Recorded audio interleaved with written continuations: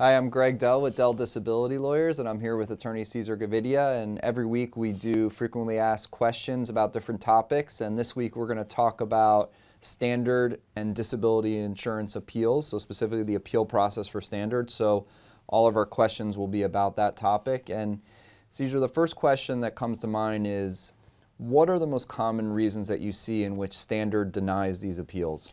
Well, usually one of the most common things you see is they've just conducted a medical review as part of the, an appeal process. You've been denied. So Right. Now you've submitted your medical records, you've submitted additional information, they're re-reviewing all of that, or they're reviewing new information, and they will respond and say, we don't have sufficient evidence here that you qualify for disability benefits or to overturn our decision. Sometimes they even bring it down to a particular period of time. So let's say you went and you had some additional testing done, okay? But the additional testing has now been done 6-7 months after they did their initial medical review, determined that you weren't eligible for benefits. They're going to say, oh, well, this additional evidence you provided is not contemporaneous with the period of time that we've denied you. We don't see it relevant to that period of time, right? Right. And they do the same thing with regards to like Social Security disability approvals. They'll say, oh, well, the information we're getting now is not, relevant to the period of time we're reviewing, which is really not fair because they're asking, give us evidence, give us proof that you're disabled, give us, and certainly medical history, historical medical records, and even ongoing stuff and reports and testing that you have done is relevant to the question of if you're disabled and that they should overturn the decision. Right, but whenever you present that evidence that might have been testing that took place 5-6 months after a date of disability, or sometimes it's 9 months after a date of disability because things have been going on for a Right. while, they don't ever say, like, what changed? Like, why did the person get better, or did the person are we saying the person got worse after this particular date? They don't say to point to something to say, well, yeah, they might be disabled 8 months from now, but this evidence doesn't apply to back then. And Right. how do courts look at that argument? Well, sometimes that is a persuasive argument to a court or to a judge. But, I think in terms of how we would argue it, and when you see decisions that, the courts look back and said, how could you just ignore this piece, this very relevant piece of medical history or medical evidence Right. that they're providing, or this report that is being submitted now? I mean, did you suddenly think, this is what they've been complaining of in their medical history and to their doctors, and in every visit note, you see that this has been the complaints of the patient, but you've always considered them subjective. The doctor's been writing them down. So what do you think led up to this testing that now corroborates all of the complaints they've had during this whole period of time?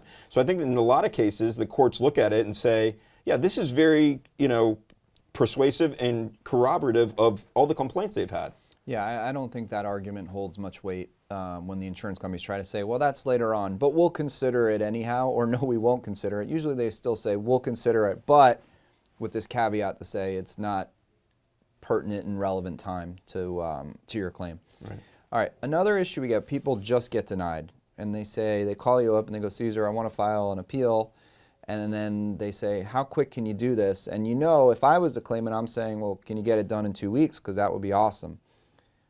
Yes, you could do it in 2 weeks if you had to, but why is it not really possible to do it in 2 weeks in order to do it the right way? It's a question that I often can answer very easily, but I understand that people struggle with understanding why an appeal may take longer than a few weeks, a few months. First, under ERISA, the guidelines or the regulations require that they give you 180 days to appeal, and they provide that in the denial letter. Usually it says, you're given 180 days to appeal, and the appeal must be submitted by that date. I believe that there is a good reason that Congress provided that specific period of time, because it could take up to that 6-month period, that 180 days, to be able to build up your whole case. And when your whole case really hinges on how strong this appeal is, that 6-month period may not be really like such a long period of time.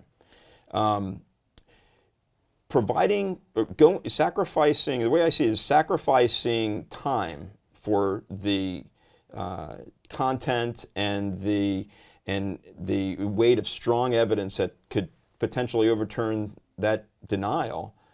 It just doesn't make a lot of sense. Just to rush an appeal in when it's just simply going to get denied. What are you really doing for yourself? I think people are a little bit naive to the idea that, well, the insurance companies always deny you the first go around and then you just appeal it and they're going to overturn the decision. It doesn't work that way. And you really need to take that period of time, however long it may take. It may not take the full 180 days, but once the appeal is ready, once you've built up the evidence, once you've done all the testing, once you've collected all the records, all the relevant records, once you've had your doctors cooperate and address certain questions, that's when it's ready. Right, and so that's the practical aspect, is that it takes time. Number one, you get the claim file. That takes 3 to 4 weeks just to get the claim file. Then you want to get all of the claimant's medical records and see what's going on and what's in them, because we always say the case is only as good as you look on paper. Then you may want to do some additional testing of the claimant, whether it's a functional capacity exam, a neuropsych, an MRI, any kind of diagnostic study that they may not have. Then you may want to have a vocational consultant do something. So you're doing an occupational study of the duties of their occupation or any occupation in the national economy. And then you may want to do medical research to submit to the claim. Then you may want to get testimonials or statements. It goes on and on and on. And all of this takes time. So unfortunately, how often do you see where you get a call and they say, the standard they send me this denial letter and they said I can appeal, and I want to just, either I want to or I already did. I just sent in a letter and say, please appeal because it's going to a different person. Sure.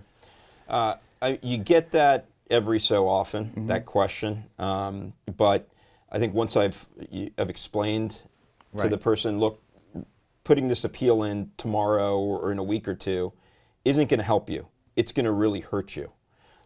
Standard is hoping that you do that. Right. They want you to do that. They want you just to write off a letter and say, I don't agree with your decision, you're wrong, pay me my benefits. That's what they want.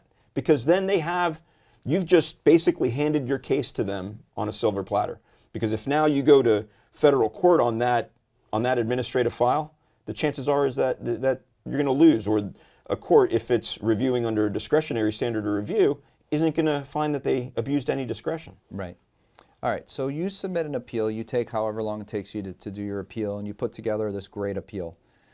I want people to understand who at Standard's ultimately making that final decision. So at the appeal level, you're entitled to have the appeal reviewed by personnel, by people that were not involved in the original decision. So a new claims examiner, if they had a medical reviewer, a doctor review your records before they denied your claim or terminated your claim, it's going to be a new doctor, a new physician.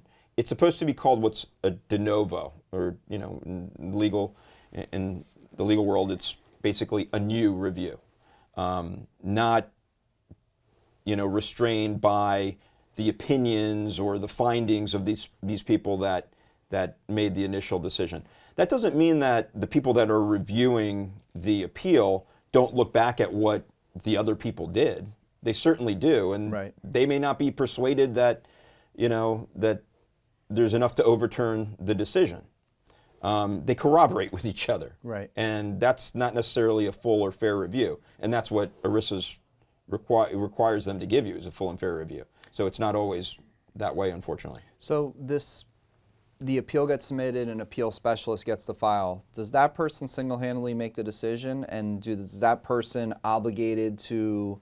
The appeal specialist basically manages that appeal process. They decide, once the medical records are submitted, whatever it is that's submitted with the appeal, to what direction does it go in? Do we provide it to a physician consultant or a reviewer? Do we send this person to a independent medical exam, or what we call a compulsive medical exam, because you don't really have a choice. You've got to go through with it. Do we stick some surveillance on them? So they make all of those big decisions, and ultimately the decision to overturn the decision on the appeal or to uphold the decision to deny it. And if you win your standard disability appeal, will the standard be obligated to pay your attorney fees? No, unfortunately, and I wish it was different, because there's a lot of attorney hours that are put into it, and the claimants are paying legal fees to have good representation for their appeal. But unfortunately, statutorily, up to now, there is no legal, statutory regulation that requires the standard to pay any legal fees. So that also comes down to, is there interest that they're required to pay? And if ERISA doesn't provide that they're required to pay interest, then you don't get that either, which is unfortunate, because they could take their time. So some cases, some insurance companies, not standard. Standard usually requires one level of appeal, but there are other companies that require 2 levels of appeal. Mm-hmm. Or they say, we're waiting on this information, so they're dragging out the appeal process. And all that time, the claimant doesn't have any funds coming in. And I think that there's a certain valuation to that. That's why there's interest. Right. That's tacked on at the federal court level when you go to litigation, because they recognize that. But in the appeal process, there's not even that. Yeah, you never get that. But there are some companies, certainly after litigation, will pay interest. It's rare. Sometimes if something's gone on for a while, you may get a company who will pay you interest on what they should have paid, because they realize that there could be a lawsuit that could come after the fact. But that's a very rare situation like you were talking about. But it is very sad that the only way to get paid attorney's fees is to actually go through a court order, win at court, which you don't want to do. You'd rather win your appeal than lose your appeal, have to go to court, then win, get a judgment, then usually it's going to get appealed. So we're talking 2-3 years down the road.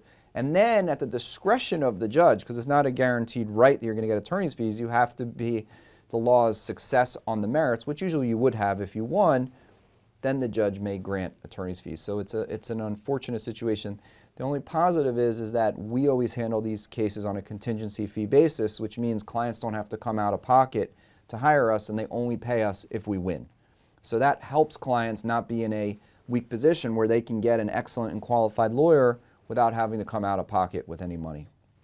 So lots of questions we could talk about with the standard. We've only scratched the surface here, and every week we go on and do these questions about every topic whatsoever in disability insurance.